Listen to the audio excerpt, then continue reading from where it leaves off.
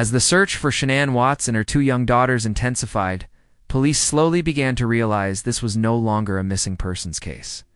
It was something far, far worse. At first, Chris Watts, the husband and father, appeared completely cooperative. He answered every question the police asked. He welcomed them into his home, giving them permission to look around.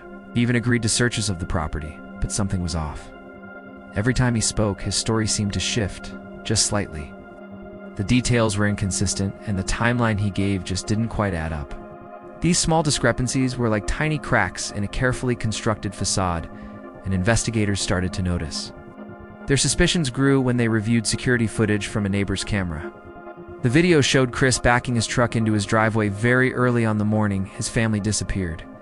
This simple act was a major red flag. Why? Because according to neighbors, Chris never did that. He always parked his truck on the street. But on this particular morning, he made a point to back it right up to the garage. The footage was grainy, but it clearly showed him loading items into the bed of his truck. The most chilling part? No one else was ever seen leaving the house. Not Shanann, not the children, just Chris, his truck, and whatever he was loading in the dark. Then came the digital evidence, and the story Chris was telling started to completely unravel. Phone data placed him at locations that didn't match the timeline he had provided. His movements that morning were suspicious, and his own phone records contradicted his statements. The messages he sent to friends and family in the hours after he claimed his family was missing showed a strange lack of panic. There was no desperation, no urgency. His texts were calm, almost casual, which was bizarre for a man whose entire family had vanished without a trace.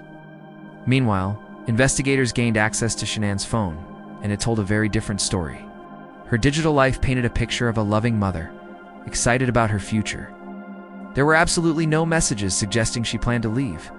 There were no goodbye texts to friends, no searches for hotels or bus tickets, no indication of a woman planning to run away and start a new life.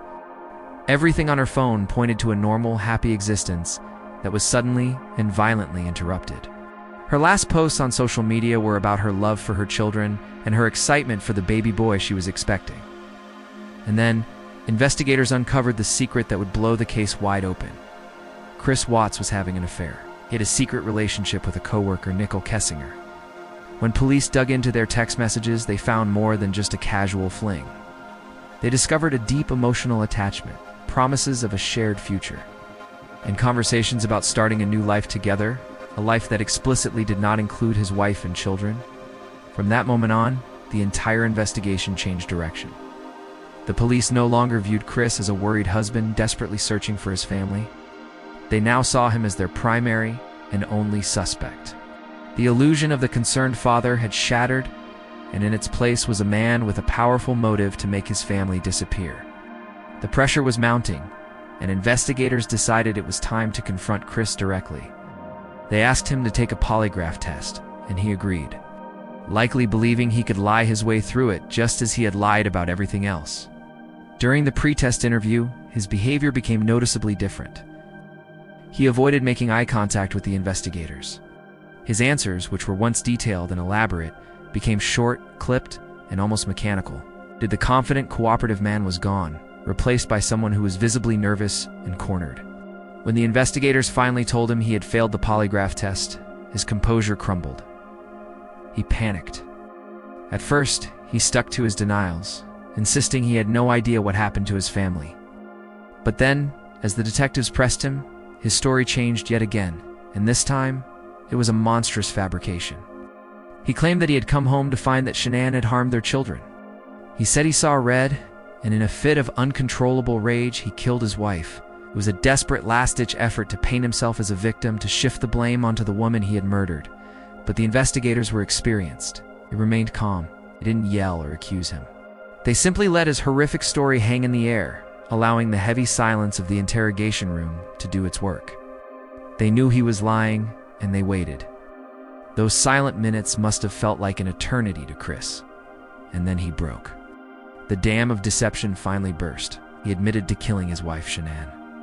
The confession was cold, detached. But the investigators weren't finished.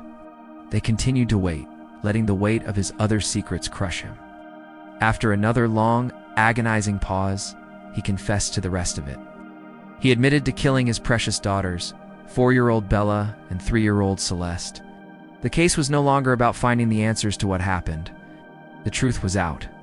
Now, it was about understanding the sheer depth of one man's deception. It was about uncovering how a father could commit such an unspeakable act and then lie about it on national television, begging for his family's safe return. But what police would soon discover at the remote oil site where he had hidden their bodies was even more disturbing than they could have ever imagined. Thank you for watching.